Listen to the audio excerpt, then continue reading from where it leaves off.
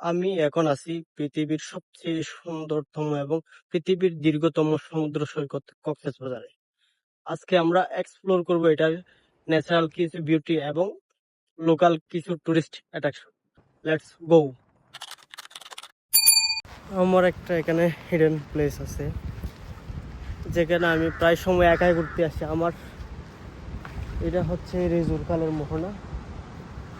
এটা হচ্ছে রেজুরকাল, আমার পেছনে দেখতে পাচ্ছেন, এটা হচ্ছে রেজুরকাল। এখানে কতগুলা কি গাছ, ওই গাছগুলোর নাম আমার জানা নেই। এখানে হচ্ছে সমুদ্র আর নদী একসাথে মিলিত হয়েছে। এখানে মানুষ আসে না, এই জায়গাটাতে টুরিস্ট বা স্থানীয় লোকাল মানুষজন আসে না। হয়তো যারা চেনে এরকম দু একজন মানুষ, স্থানীয় যারা আশেপাশে বাড়িঘর আছে, তারা হয়তো এখানে আসে একটু বসে, কিন্তু বাইরের মানুষজন এই জায়গাটা সম্পর্কে জানে না।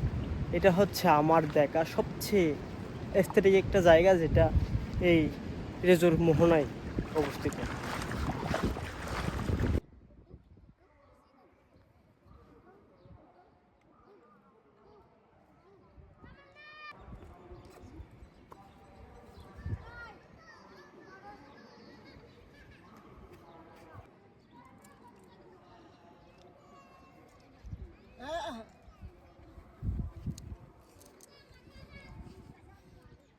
এটা এখানে ছিল, সে আমার থেকে আমার ফোনটা নিল, আমার ফোনের অনেকগুলো সিটিং সে ঠিক করে দিল, তারপরে সে আমারে অনেকগুলা ছবি ওঠাই দিল, ভিডিও করে দিল।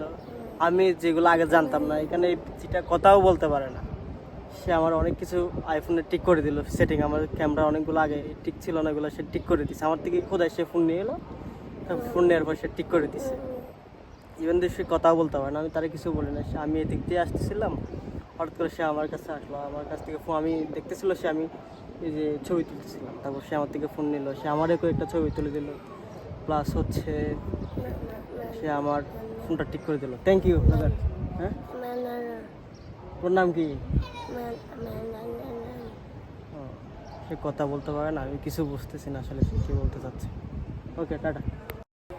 তার সাথে দেখা হওয়ার পর সে আমাকে অনেক কিছুই বলতে চাচ্ছে, কিন্তু তার কোনো কথাই আমি বুঝতেছি না। হয়তো তার কথাটা বুঝতে পারলে আমার অনেক কিছু জানা হয়তো অনেক ভালো লাগতো। তার জন্য আসলে সরি।